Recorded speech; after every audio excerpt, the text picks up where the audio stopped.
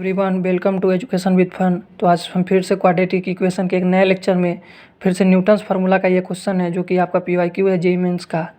तो आपको अगर न्यूटन्स फार्मूला को अगर एक बार फिर से रिवाइज करना है तो आप हमारे क्वाड्रेटिक इक्वेशन के सेकेंड लेक्चर में जाकर एक बार रिवाइज कर लें और ताकि आपको ये क्वेश्चन बहुत बढ़िया तरीके से समझ में आए। तो आइए देखते हैं क्वेश्चन क्या है।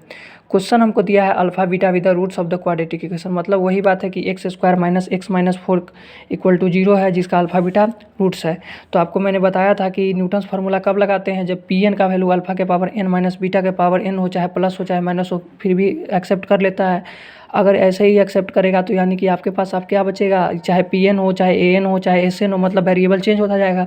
तो हमने आपको बताया था कि एक्स स्क्वायर को रिप्लेस करते हैं पी एन से, एक्स को रिप्लेस करते हैं पी एन माइनस 1 से, और हम क्या करते हैं और 1 को रिप्लेस करते हैं पी एन माइनस 2 से। ठीक है, तो आपके पास और कोफिशिएंट से मल्टीप्लाई करते हैं, यानी कि आपके पास ये वाला टर्म कैसा बनेगा, p n minus 1 p n minus 1 और ये हो जाएगा फिर minus 4 p n minus 2 equal to 0। यानी कि आपका इस तरह का फॉर्मेट का ये इक्वेशन बना। ठीक है, अब आइए देखते हैं कि आपका वैल्यू किसका निकालना है। तो जिसका वैल्यू निकालना है उसको अब यहाँ लिखिए। पहले सबसे पहले P16 minus P14 into P16 और इसमें P15 भी है इंटू में। ठीक है, और आपसे आ रहा है फिर माइनस P15 का whole square plus P14 into P15 divided by आपसे क्या पूछा जा रहा है, P13 इंटू P14। ठीक है, तो आप पहले इतना बात बताइए, ऊपर में आपको बहुत बड़ा बड़ा टर्म लगेगा तो जो कॉमन लेने वाला है उसको पहले कॉमन ले लीजिए। मतलब अगर पहले हम थोड़ा सा इसको अरेंज करके लिखे तो P15 इंटू P16 मतलब 15 वाला टर्म के साथ 15 वाले टर्म को ला दीजिए और जो बाकी का है उसको एक साथ लाजिए ताकि कॉमन हम कुछ ले सकें। और जैसे ही आप कॉमन लीजिएगा तो देखिएगा आपको कुछ कुछ कंसेप्ट वाला चीज़ यहाँ पर बनेगा। ठीक है, तो अब इतना बात क्लियर है। अब देखिए हमारे पास अगर जैसे ही इसको P13 इंटू P14 है, ओके।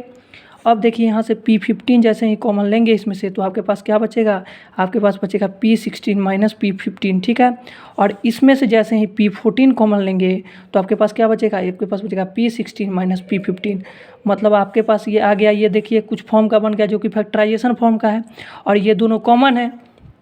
यानी कि ये वाला टर्म और ये वाला टर्म एक कंसेप्ट में एक ब्रैकेट में आ जाएगा, मतलब P15 माइनस P14 और फिर हो जाएगा into P16 minus P15 divided by P13 into P14 मतलब P13 इंटू P14। ओके, अब यहाँ तक हम लोग कर लिए। अब देखिए इसमें क्या पूछ रहा है।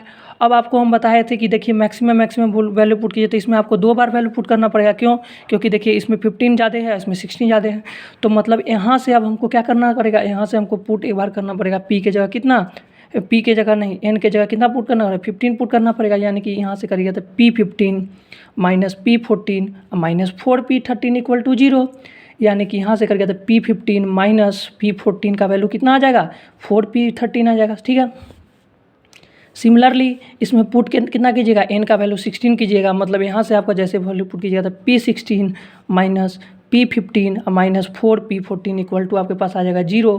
और इसी तरह P16 माइनस P15 का वैल्यू कितना आ जाएगा, आपके पास आ जाएगा 4P14। ठीक है, तो देखिए इसके जगह क्या डालिएगा, P15 माइनस P14, इसके जगह वैल्यू निकाले 4P13, तो इसके अंदर जाके पुट कर दीजिए तो इसका वैल्यू हो जाएगा 4P13।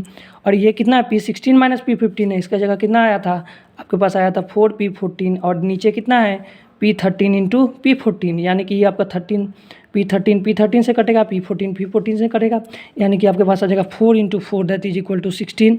सो आपका करेक्ट आंसर इसका क्या होगा, 16। तो thank you and have a nice day.